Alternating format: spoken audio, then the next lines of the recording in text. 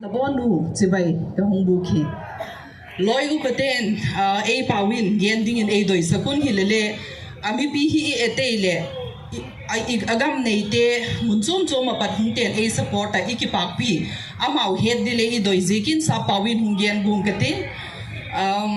So let me first introduce myself. My name is Elizabeth Vaiphei. I'm a central government employee and I'm also the victim of this ethnic cleansing that happened on the 3rd of May this year. So I am here to share about my experiences that happened when I went home for my long-awaited summer vacation, that the privilege that we get it from our institute. So I was so happy to go home in May, but then what happened, we were quite aware that there was a peace rally going on in many tribal districts of Manipur. So, but I myself have been born and brought up in Imphal, that's the capital of Manipur. So I consider that as my home. You know, that has always been a home to me. And we have been living with certain other communities in Imphal. Since it's a capital city, we have many tribes, the mainland Métis living as a neighbor. So in our wildest dream, we never thought that this would happen to us, because we have been living with them for a very long time, and we never take them as a threat until 3rd of May, when we were so helpless on that incident. So on May 3rd, we were in Imphal, to be specific, in Langol. So I have my, on that day around 6 p.m. till we have visitors at home. We know there was a peace rally going in different districts, but we never think through that this would happen. So we have a visitor there till 6 p.m. Then around 6:30, we started the slogans, the shouting of the mob, and the electric pole being banged. And then we could start seeing the firing, which was from the National Game Village as well as some part of Langol. So we were quite scared.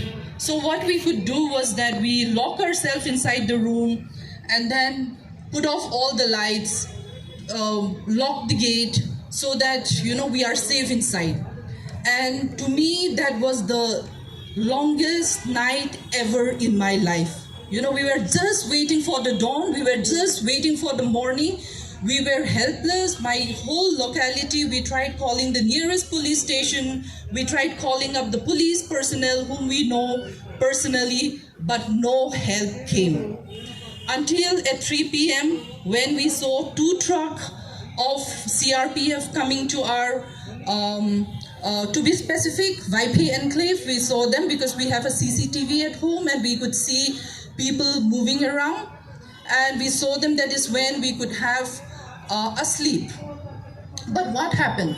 We thought now the police have come, things would be all right, and we could go, you know, things will be normalized soon. That was our big hope. But what happened in the morning around 9 a.m., there was a phone call from a neighbor who said, just run for your life. The mob is approaching your house. Just run away from it. Otherwise, we have heard them beating up people, assaulting people, and killing people. That's what the message we got. So we just have about 10 minutes. We took off the car, and then all of us just sat in without anything in our hands. So we rushed to the nearest army camp. We were trying to take the DC side road army camp, but then one of the neighbors whom we don't know, he told us that don't go that way because there is no army, no police personnel, and it's risky. We have seen the mob in that road, in that Game Village mob, so don't take that road. So we take a diversion and went to the Lamphel police station, Lamphel CRPF camp. That is where we rushed, we went there, and in the metro we reached there about 9:15 to 9:20. Then by 11 we've seen thousands of our people, Zo, Kuki community being there, you know. So The CRPF were kind enough to help us, be there to provide our safety, but they were not equipped to handle so many of us. We were more than 3,000 by 2 p.m. There were 2 camps there, and there were many other camps in different parts of the city. I'm talking about the camp which is in Lumfield.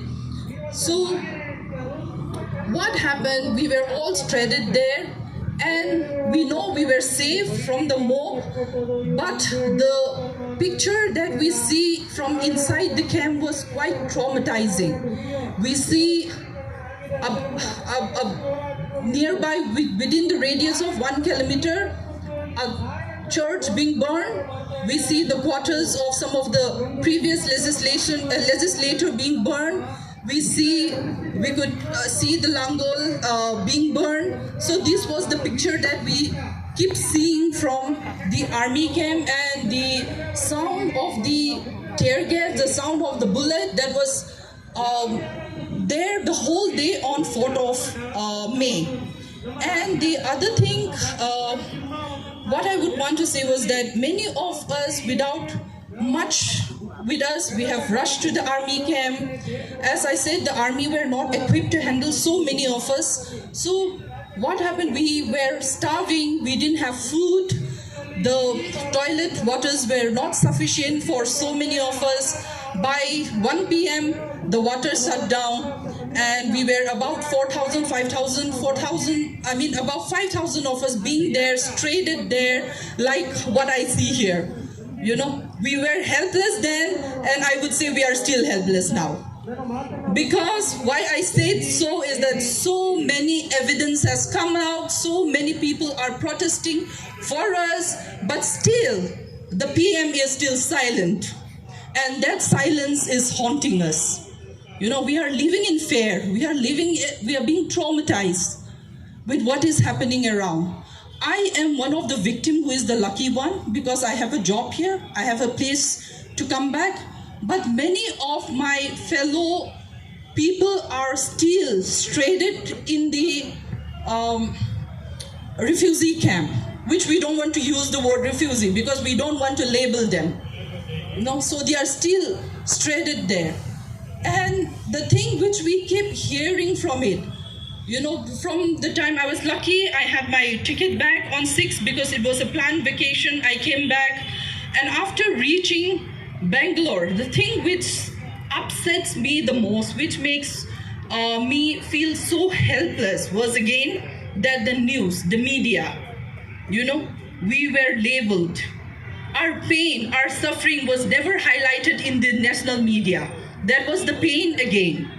Okay, so now I will just narrate one thing to end my speech. Till yesterday, Kananveng, I think many of you would know Kananveng in Imphal. That is where I lived my whole childhood. Till my 12th standard, I was in that place, was still burned yesterday at 9:30 p.m. So this is the incident which is still prevailing in Manipur. Okay? And the sad thing was that on Sunday, when we were in the church, my mom and dad got repeated calls from my neighbor. And when we reached back home, they called them back. And what they hear from the neighbor is that my house was looted repeatedly, okay, vandalized, burned. The top floor is totally burned. The rest of the house is burned. But whatever remaining was still looted till Sunday morning. And it was sad to know that my neighbor, who belongs to a Naga tribe, identified the person, and she said that he is a lecturer, a Manipuri lecturer, and his wife going to my house and taking the bed, the sofas, and the remainings in my house. So will I ever trust those community again? Will you ever trust them again? No! Will you allow your children to be educated by such lecturer? No! No. That's a big no. So for us, the most important thing that I would appeal to all the Indians and Before appealing, I would thank all the Indians for standing by us, by our cause, and I would appeal to all the Indians to stand by us still until we get our separate administration. I think that's the only solution that we are left with. Okay? Thank you so much. God bless us.